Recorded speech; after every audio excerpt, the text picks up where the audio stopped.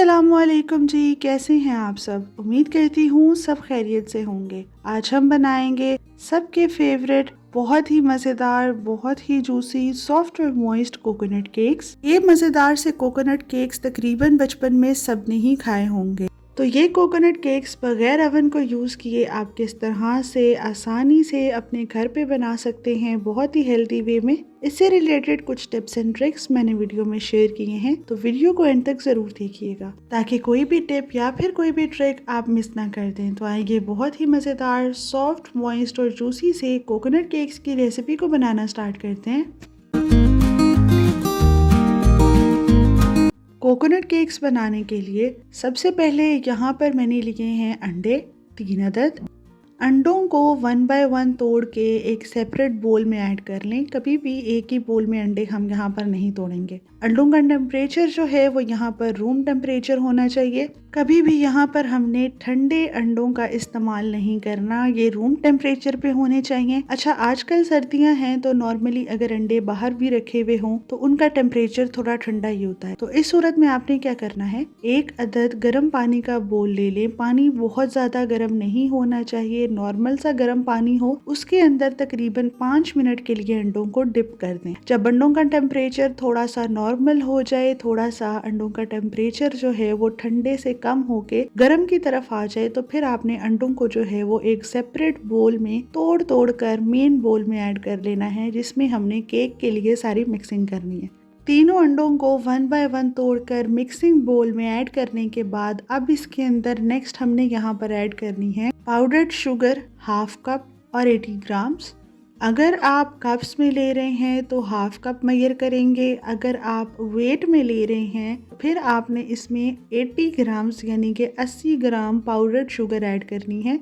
चीनी ऐड करने के बाद इसे अच्छे से बीट करेंगे। इतना बीट करना है कि ये मिक्सचर जो है वो अच्छे से अपने साइज में डबल हो जाए। अच्छे से फ्लफी कर लेंगे, अच्छे से फ्लफी और क्रीमी होना चाहिए। जैसा कि हम अगर विपिंग क्रीम को विप करते हैं तो वो बहुत ही जबरदस्त क्रीमी और फ्लफी बन के तैयार होती है, तो इसी तरह से इसको भी इतना बीट करेंगे कि इसका कलर जो है वो लाइट हो जाए और ये अपने साइज में डबल फ्लफी और क्रीमी टेक्सचर में आ जाए।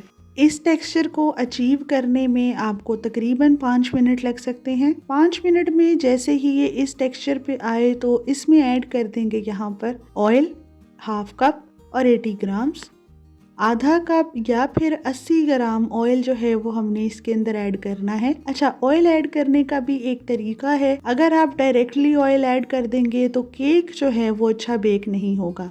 केक बनाते हुए इस मेथड को फॉलो करना बहुत ज़रूरी है। आपने ये करना है कि ऑयल ऐड करने से पहले बीटर को लाजमी ऑन कर लें। बीटर ऑन करके 1 मिनट के लिए पहले इसे बीट करें। बीट करने के बाद आपने यहाँ पर एकदम से सारा ऑयल ऐड नहीं कर देना। हमेशा जब भी केक बनाएं तो ऑयल को थोड़ा थोड़ा करके ऐड करें। बीटर बिल्कुल भी बंद नहीं होना चाहिए। बीट करते करते ही आपने इसके अंदर ऑयल ऐड करना है। ऐसा नहीं करना कि बीटर बंद कर दिया, ऑयल ऐड करें और फिर बीटर को ऑन करें। आपने बीटर को चलते रहने देना है और एक हाथ से थोड़ा थोड़ा ऑयल जो है वो इसके अंदर ऐड करते जाना है। थोड़ा थोड़ा सा ऑयल ऐड करें, 1 मिनट के लिए बीट कर लें, फिर थोड़ा सा ऑयल ऐड करें और फिर दोबारा उसे अच्छे से बीट कर लें। इस मेथड को फॉलो करने से ये होगा कि जो केक के बैटर को हमने पहले अच्छे से फ्लफी किया था, ऑयल ऐड करने से वो एकदम बिल्कुल भी नहीं बैठेगा। अगर आप एकदम सारा ऑयल ऐड कर देंगे तो केक का जो बैटर है वो एकदम से डी फ्लफ होगा और जब बेक करेंगे तो उसकी वो लुक नहीं आएगी, केक अच्छे से राइज नहीं होगा। इसलिए आपने हमेशा मेथड्स को फॉलो करना है, टिप्स एंड ट्रिक्स को फॉलो करना है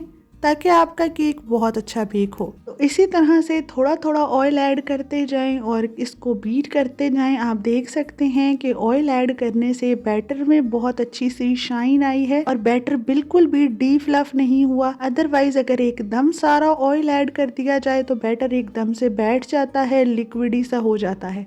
अब ऐड करेंगे यहाँ पर vanilla essence 1/2 teaspoon. 1/2 teaspoon vanilla essence add करेंगे और इसके साथ ऐड करेंगे दूध 4 टेबल स्पून। 4 टेबलस्पून दूध लिया है जो कि रूम टेम्परेचर पे है। कभी भी केक में गरम या ठंडी चीज ऐड नहीं करनी, बहुत ज्यादा गरम ना हो, बहुत ज्यादा ठंडी ना हो, रूम टेम्परेचर प्रोडक्ट्स जो हैं वो हम ऐड करेंगे। अब इसके कलर को बिल्कुल बेकरी जैसा बनाने के लिए इसमें ऐड करेंगे यहाँ पर येलो फूड कलर 1/4 टीस्पून या फिर 1 से 2 चुटकी। इसको अच्छे से मिक्स कर लेंगे। बेकरी की तरह कलर देने के लिए इसमें फूड कलर ऐड किया है। आप चाहें तो फूड कलर स्किप कर दें। कलर जो केक का है वो बहुत लाइट है। इसके कलर को इनहेंस करने के लिए फूड कलर का इस्तेमाल किया जाता है। सेम उसी मेथड को फॉलो करते हुए पहले बीटर के साथ हल्का सा बीट करेंगे और फिर लिक्विड इंग्रेडिएंट इसके अंदर ऐड करेंगे। आपने केक में कोई भी लिक्विड इंग्रेडिएंट ऐड करना हो तो इसी मेथड को फॉलो करें। हमेशा उसे बीट करें, थोड़ा थोड़ा सा ऐड करते जाएं और फिर उसे बीट करते जाएं तो बैटर बहुत ही अच्छा फ्लफी रहता है।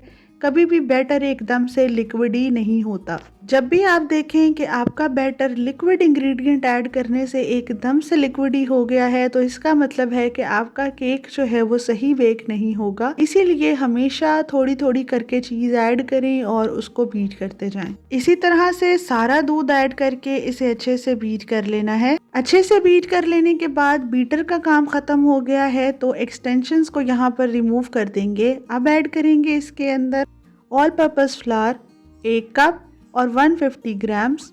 इसमें ऐड कर देंगे यहाँ पर बेकिंग पाउडर 1 टीस्पून।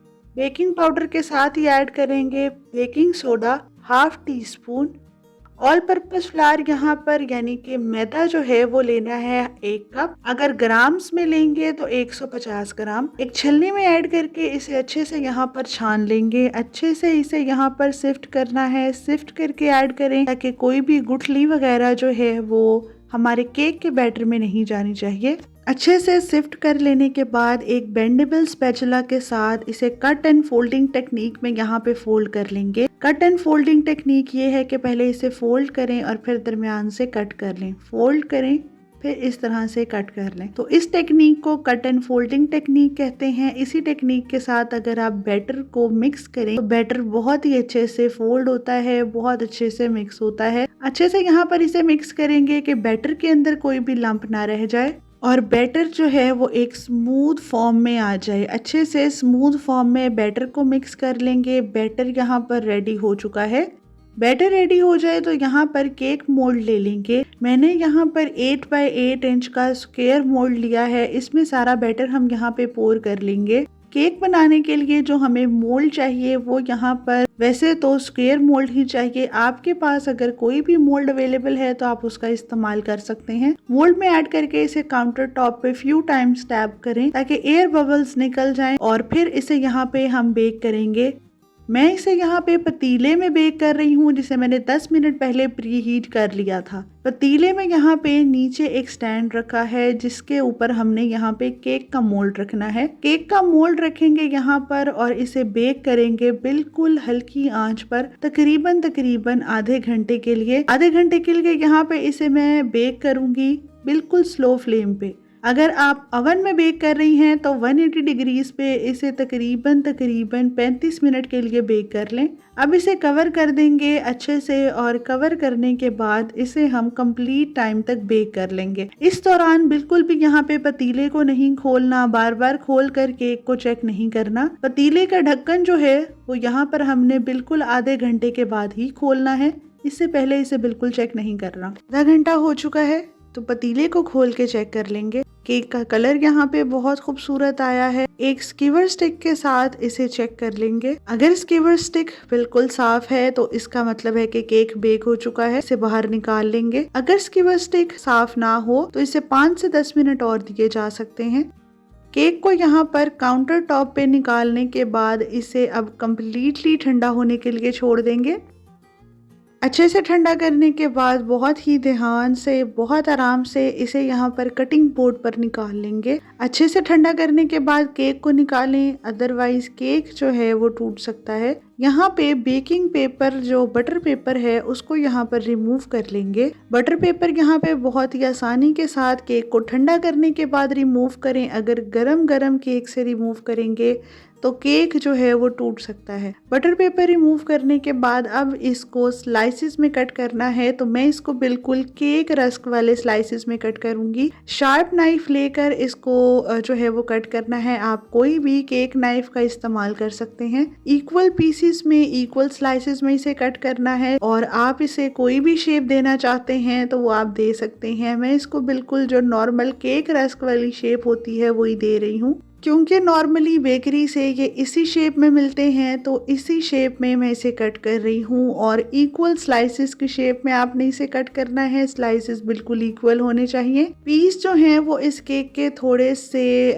मोटे ही रखेंगे, थोड़े से मोटे पीसेस इसके कट करेंगे। अच्छे से केक को यहाँ पर इक्वल स्लाइसिस में कट कर लें। सारे केक को स्लाइसिस में कट कर लेना है और यहाँ पे आप देख सकते हैं कि केक कितना ज़बरदस्त बन के तैयार हुआ है। ये केक बहुत ही ज़्यादा सॉफ्ट बन के तैयार होते हैं और नॉर्मली अगर आप इसको कोकोनट में कोट ना भी करें तो ये बहुत ही ज़्यादा डिलीशियस लगते हैं। चाय के साथ, टी टाइम पे सर्व करने के लिए ये बहुत अच्छा ऑप्शन है। आप इसे स्क्वायर मोल्ड की जगह लोफ पैन में बनाएं तो बहुत अच्छी लुक आती है। स्लाइसिस करने के बाद अब यहाँ पर कोट करने के लिए शुगर सिरप बना लेंगे। तो शुगर सिरप बनाने के लिए मैंने लिया है सबसे पहले शुगर 1/2 कप। ये भी सेम अमाउंट लेनी है और सेम इसका जो है वो ग्राम्स में भी वेट लेना है। तो यहाँ पे मैंने अब ग्रेनुलेटेड शुगर ली है, आप चाहें तो पाउडर भी ले सकते हैं। इसके साथ ही ऐड करेंगे पानी 1/2 कप।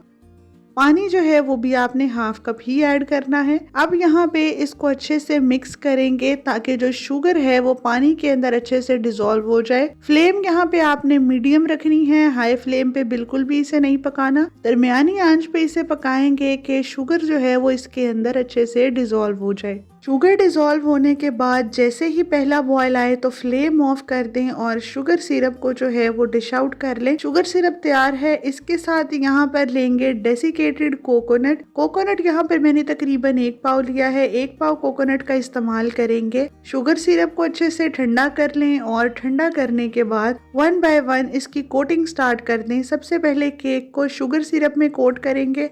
बहुत ज्यादा देर तक केक को इसके अंदर नहीं छोड़ना, हल्का सा डिप करेंगे और फौरन इसे डेसिकेटेड कोकोनट में ऐड करके हल्का हल्का सा प्रेस करते जाएं और इसकी साइड्स जो है वो चेंज करते जाएं ताकि हर साइड के ऊपर जो कोकोनट है वो अच्छे से कोट हो जाए। अच्छे से कोकोनट में कोट करना है और अच्छे से कोकोनट में कोट करने के बाद इसकी लुक जो है वो कुछ इस तरह से है। ये केक्स बहुत मजेदार बनते हैं।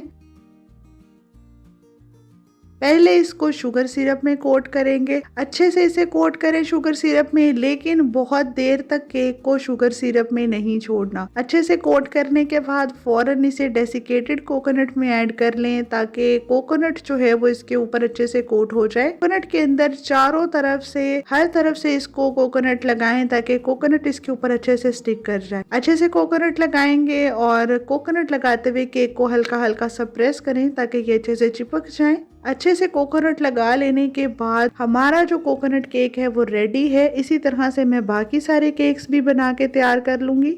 सारे केक्स बनाने के बाद ये है फाइनल लुक और ये केक्स बहुत ही मज़ेदार लगते हैं, देखने में बहुत टेम्पटिंग लगते हैं और बहुत ही डिलीशियस बन के तैयार होते हैं। सर्दियों के लिए तो ये बहुत ही बेस्ट ऑप्शन है। टी टाइम पे सर्व करने के लिए, आपके घर पे कोई हाई टी पार्टी है या कोई गेस्ट आ गया है तो सर्दियों में टी टाइम पे आप ये साथ सर्व कर सकते हैं। और सबसे इम्पोर्टेंट बात, ये कोकोनट लवर्स के लिए तो बहुत ही बेस्ट चीज़ है। अगर आपको कोकोनट पसंद है तो ये केक आपको बहुत पसंद आएंगे, क्योंकि कोकोनट लवर्स के लिए इससे अच्छी जो डिजर्ट है वो और कोई नहीं हो सकता।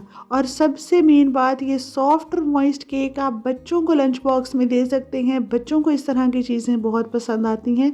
तो ये थी मेरी आज की रेसिपी, जो कि आई होप आप सबको बहुत पसंद आई होगी। रेसिपी पसंद आई हो तो इसे ज़रूर ट्राई कीजिएगा और फीडबैक ज़रूर शेयर कीजिएगा। फिर मिलूंगी आपके साथ किसी और वीडियो में कोई मज़ेदार सी रेसिपी लेकर। तब तक के लिए मुझे दे इजाज़त। Thank you so much. Take care and अल्लाह हाफिज़।